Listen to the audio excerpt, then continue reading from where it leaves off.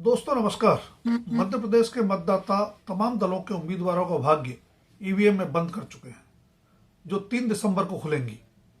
इसके बीच की अवधि ही वह समय है जब राज्य में सीएम पद के दावेदार अपनी अपनी गोटियां बिठाते हैं।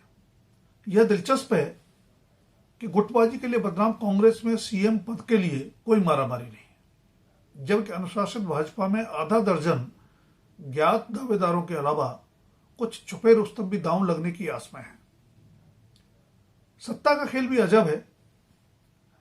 बमुश्किल 15 महीने सरकार चला पाए कमलनाथ सीएम पद के कांग्रेस में अकेले दावेदार हैं, जबकि 18 साल तक मुख्यमंत्री रह चुके शिवराज सिंह चौहान को भरोसा नहीं है कि भाजपा को बहुमत मिलने पर उन्हें फिर से राज मिलेगा भी या नहीं।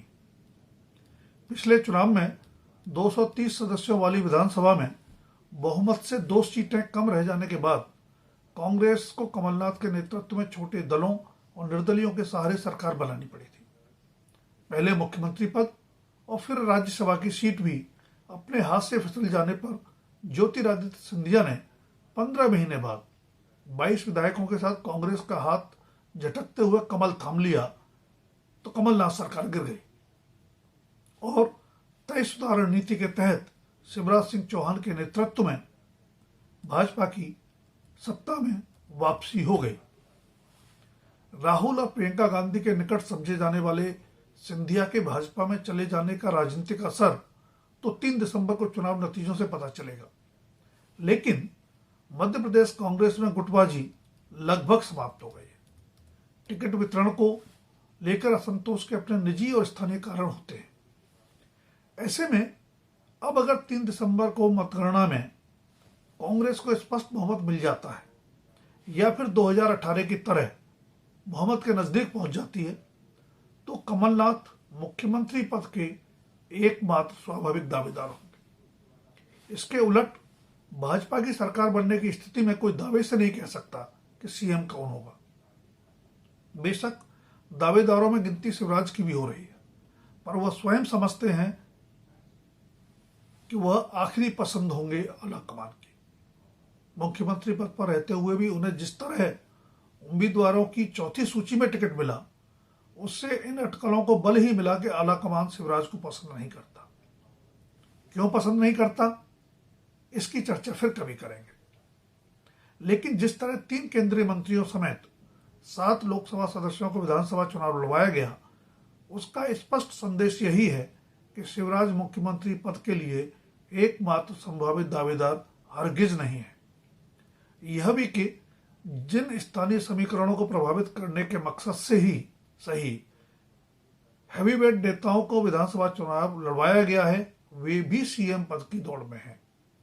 मध्य प्रदेश के राजनीतिक गलियारों में चर्चा आम है कि केंद्रीय कृषि मंत्री नरेंद्र सिंह तोमर तथा केंद्र सरकार के ही 2 राज्य मंत्रियों प्रहलाद पटेल और फग्गन सिंह कुलस्ते को महज शिवराज पर दबाव बनाए रखने के लिए नहीं, बल्कि बाकायदा सीएम दावेदार के रूप में चुनाव लड़वाया गया है। ग्वालियर चंबल क्षेत्र की दिमनी सीट से चुनाव लड़ रहे नरेंद्र सिंह तोमर की संभावनाओं पर उनके बेटे के विवादित वीडियो ग्रहण लगा दें तो बात अलग है, वरना रणनीति यही थी कि इन तीनों में से जो भी अपने क्षेत्र के आसपास की सीटें पार्टी को जिता पाएगा, उसकी ताजपोशी हो जाएगी। इनके अलावा भी भाजपा के राष्ट्रीय महासचिव कैलाश विजयवर्गीय सीएम पद के दावेदार हैं, जिन्हें उनके बेटे के बजाय इंदौर 1 सीट से चुनाव लड़वाया गया है।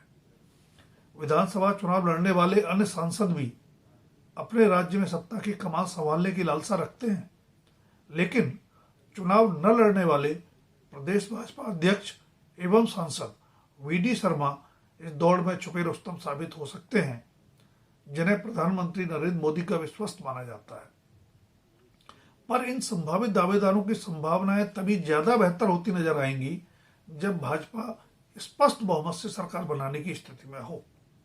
अगर सरकार जोड़ तोड़ से बनानी और चलाने की नौबत आई तो आलाकमान को मार्च 2020 की तरह एक बार फिर पुराने खिलाड़ी शिवराज को ही राज सौंपना पड़ सकता है, क्योंकि चंद महीने बाद ही लोकसभा चुनाव हैं और मध्य प्रदेश से 29 लोकसभा सांसद चुने जाते हैं। धन्यवाद। आज के लिए इतना ही। जल्द फिर मिलेंगे किसी नए विषय के साथ। कृपया चैनल को लाइक, शेयर और सब्सक्राइब करना न भूलें। कमेंट बॉक्स में आपकी राय और सुझाव आने वाले वीडियोस को बेहतर बनाने में मददगार साबित हो सकते हैं।